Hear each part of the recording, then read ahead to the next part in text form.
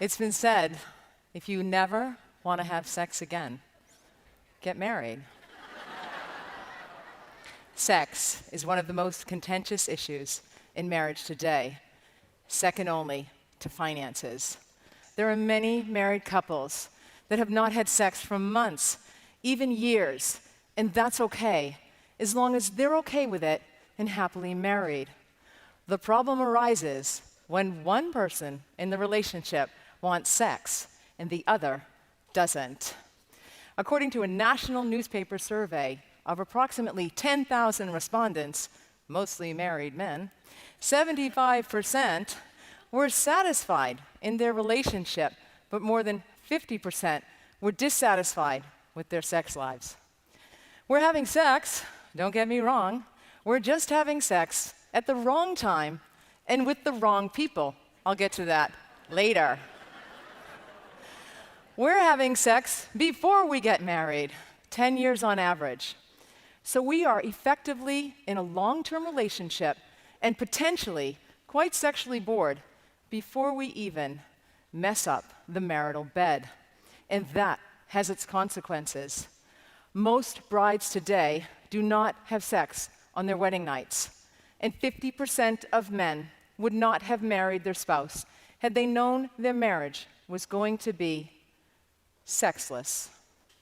So, everybody wants to know just how much sex are married people having, whether they are in heterosexual relationships or same-sex unions. You all want to know what's going on at the Joneses. Well, not much. Only about 7% of married couples set the sheets ablaze. Most married couples have sex a little bit more than once a week for the first decade of their marriage. It decreases after that. So they have sex about 58 times a year. And 20% of marriages meet the criteria as a sexless marriage. And that, defined by the experts, is sex less than 10 times a year. So why aren't we having sex in our marriages? Well, there's a little-known chemical in the brain, conveniently called PEA, or P, and it's responsible for the elation, the excitement, and the euphoria that you feel when you meet somebody that you are sexually interested in. It's a fantastic feeling. This chemical is scourging through your blood vessels. You are so happy. That's how powerful this little chemical is. Well, what happens after 2 years, that chemical diminishes, as does sexual frequency. That's just about the time you might get married or may have conflict in your relationship. And that is why communication is key to great sex. Now, there's another reason we're not having sex in our relationship, and that has to do with the sex education that we provide. I'd like to share a story about myself. When I was a teenager, my mother came racing into my bedroom, and she said, "Maureen, please tell me you have not allowed a boy to French kiss you." She was feeling terrible that this sex education came a bit late, and I was feeling horrifically guilty as an Irish Catholic girl that I'd French kissed a number of boys by that stage. We teach girls and women that sex is dirty and sex is bad, or it's overrated. We say you're just going to get a sexually transmitted infection anyway, or you might get pregnant. This whole fear-based thing frightens women from enjoying sex. And we never talk about pleasure with girls and women, or orgasm. And in fact, some women say orgasm's not important, and that the journey is just as good as the destination. I disagree. Of course. I'm the one who French kissed all the boys as an Irish Catholic girl.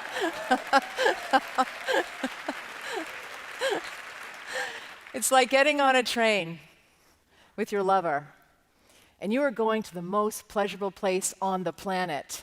You are so excited. You're getting lubed up with all the free drinks they're giving you. This is amazing.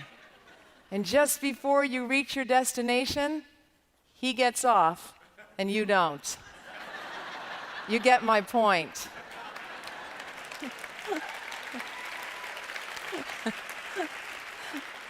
Now, the sex education we have for boys and men, that's entirely different. It's a global program, it's free, it's accessible to everybody, and it's known as internet pornography. Fantastic. And it does nothing to teach men and boys about intimacy, which is really important to men and boys, or how to make love to anybody. Also, we have a paucity of information about sexual health for our LGBTQI community, and we need to add to that. Now, marriage can rapidly go from holy matrimony to holy hell, with the finances, the kids, the houses, the illness. I mean, you may have signed up for sickness and health, but that was long before you'd ever witnessed a man cold. And how about that richer or poorer thing? Ladies, we're going to have to start going for richer. Most women today are working inside and outside of the home. We're doing the lion's share of the housework because, according to research, men don't feel they're that good at it. And we're bridging the gap between growing children and aging parents. We are exhausted doing it all and never doing it. And when we are doing it, we're checking our smartphones. 10% of people check their smartphones during sex. 35% immediately afterward. We are connected to the internet.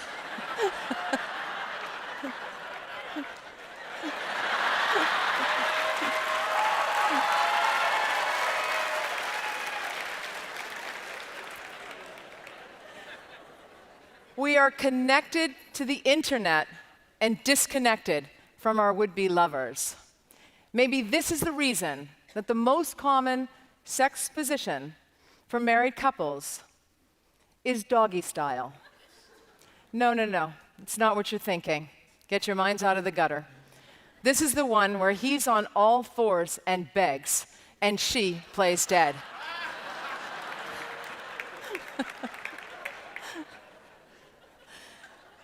I have a clinical practice where I see patients that have sexual dysfunction, and there are two questions that I ask everybody. And the first one is, are you sexually active? It's obvious. And when I ask women, they never say yes or no. Well, they never say yes, but they never say yes or no. They say, sometimes, sort of, I'm not sure. He is. Or they say, I'm married. I say, well, that means no to me. They say, yes, you're right, it is no. Most men complain that women never initiate sex. The reason for this is because, once again, the sex education we provide to women. Women falsely believe that female sexual interest, desire, precedes sexual activity, when in actuality, it is sexual activity that prompts sexual interest and desire. Sexual arousal emerges as a result of sexual activity. So, you guys, I know, intimacy is important to you. And the most important question that reflects this that I received from you is, how much masturbation is too much masturbation? So I just say, well, as long as you can go to work, you should be fine. And then I realize that that's perhaps all that you're doing at work. So I know intimacy is important. You want to come home and you want to make love to your wife if you're in a heterosexual relationship. So after a long and quite possibly very hard day, you come home to a bit of chaos perhaps, but you've just got sex on the mind, and she says, did you remember the milk? And you're like, darn, the milk. I forgot the milk. Don't beat yourselves up about it. If not for the milk, we have Facebook, hormones, I'm feeling a little tired tonight, my stomach's sticking out, I'm feeling kind of fat, can't do it tonight. Didn't we have sex last month? And you're like, that was actually last year? You don't get it. I mean, literally, you don't get it. But you're like, she's amazing. She works in and outside of the home. She does a great job with the kids. She volunteers. She even has time for girls' nights out. So I brought a friend home after one such girls' night out. As we approached her house, drove up, she looked up to her bedroom window, saw that the lights were on, and she said, Donnie's waiting up for me. Do me a favor, drive around the block a few times until the light goes out. I said, listen, you get in there and make love to your husband before somebody else does, because that is one thing that will increase a woman's sexual desire when someone else wants her man. Still unconvinced, she said, I decided to extol the health and beauty benefits that sex has for a woman. A youthful glow, better sleep, wrinkle-free skin. Keep driving, she said. There is a device that will increase anybody's sexual desire, and that happens to be the Mercedes-Benz 4MATIC Convertible SL. And it comes in 64 colors.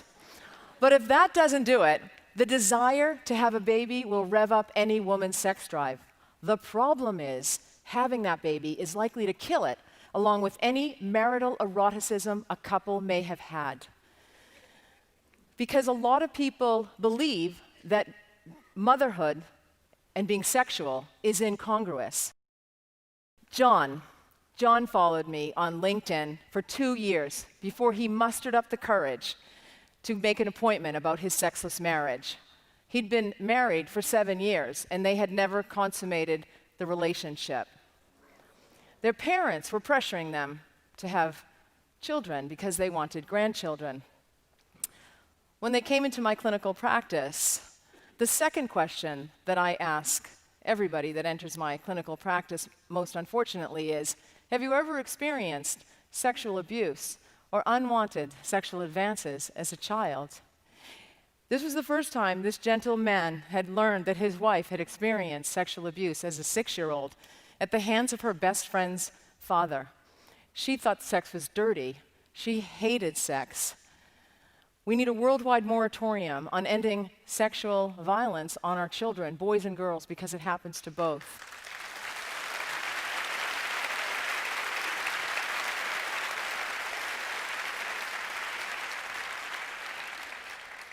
Healing from sexual abuse takes a lifetime. Ella had lived a lifetime. A widow, she said she wasn't sexually active, but she hoped to be. I thought, fantastic, somebody is going to have sex here. But she said, the problem, Maureen, is that these old guys can't get it up anymore. I said, well, Ella, you might have to go for a younger guy. She said, what's younger when you're 84? 70?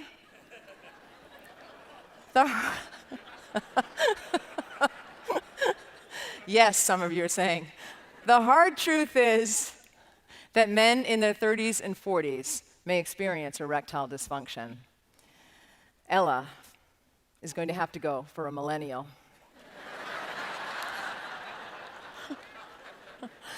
So you're all probably thinking, what's the big deal? Why treat my erectile dysfunction? Well, I liken the penis to a plane. If the pilot can't get the plane up in the air and keep the plane in the air for the entire trip, there's probably a problem with the engine. So if you can't get your penis up and keep it up for the entire sexual experience, there's likely a problem with your engine. Well, that's your heart. Erectile dysfunction is the canary in the coal mine, and it may signify cardiovascular disease. It may also indicate diabetes. So these two medical conditions, in addition to low testosterone, stress, substance use and abuse, excessive alcohol consumption, unresolved conflict, financial issues, all of those may contribute to low sexual desire, and you may end up in a sexless marriage. George presented to my clinical practice. At age 40, he decided to settle down.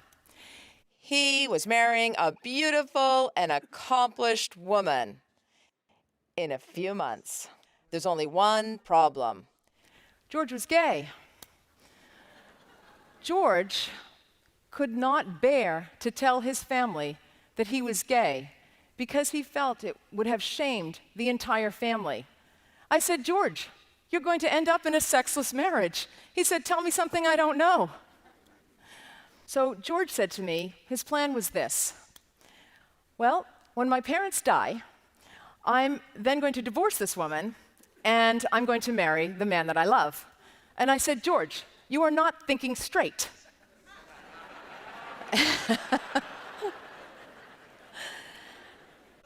Sex is the barometer of the state of affairs in a marriage. People who live in sexless marriages report feeling frustrated, unloved, undesirable, unattractive, and the worst of all, lonely. And loneliness has been shown to increase vascular resistance and elevate blood pressure and lead to an early death. You are more likely to die from loneliness than you are from obesity or excessive alcohol consumption. When I educate women and I say, if you're not having sex with your husband, someone else may, they get upset and they say that I'm blaming women for men's bad behavior, when in actuality, I'm doing a community service. You see, men in sexless marriages cheat to remain in that marriage in general, and women cheat to leave a sexless marriage. And women cheat too. Nobody ever thinks we do. We're just sneakier about it. We just don't get caught. We're socialized very differently. This is one thing we have on you guys. Women cheat with other men, and women cheat with other women. And technology has made cheating accessible for everybody, from the politician to the stay-at-home parent. That quick swipe right can lead to an online, passionate love affair, from texting to sexting to secret phone conversations. The more two people communicate online, the more likely an in-person encounter will occur. But you can always blame your genes. The gene DN4N has been isolated in cheaters, and the sexless marriage, just the environment to turn on that gene. It's based on a system of pleasure and reward.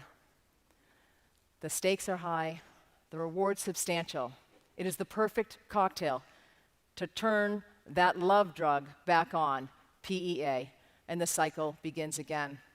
Historically, marriage was not based on mutual love, but rather it was an institution to acquire, of all things, in-laws, property, and physical labor. But at the turn of the 20th century in America, egalitarian ideals and the emerging Hollywood movie industry burdened marriages with promising romantic love forever. And now we're living forever. Fantastic. Congratulations, you get to have sex with the same person for the rest of your life. The second most common question that I hear from patients is, when does sex end? Well, a 44-year-old asked me, he said, when does sex end, Maureen? 65? I answered him this way. A 22-year-old asked me, when does sex end, Maureen? 35? Everybody's older until you get there. I'm here to tell you that sex never ends. If you're healthy, you can have a... If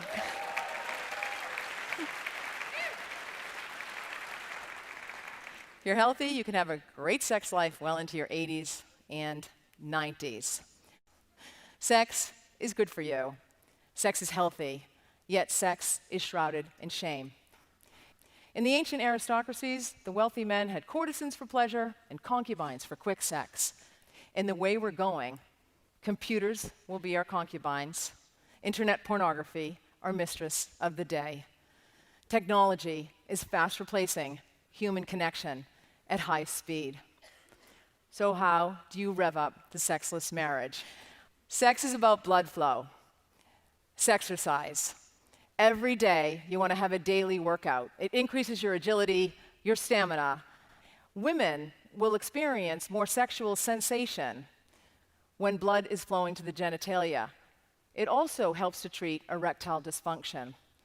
Also, get help for any of the sexual dysfunctions you may have. Vaginal dryness, it's an issue that happens to women who are on the oral contraceptive pill, who are breastfeeding, perimenopausal, postmenopausal, and there are treatments for you. Pay more attention to your spouse than you do your smartphone. Spend more time in your bedrooms than you do your boardrooms, or your bedrooms are going to become boardrooms. Deal with your marital issues. Go to sleep in the same bed at the same time, and don't bring anything or anyone into your marriage except for a great sex toy and a darn good sex therapist. You must establish guidelines that govern those moments when you are struck by someone's attractiveness outside of your marriage.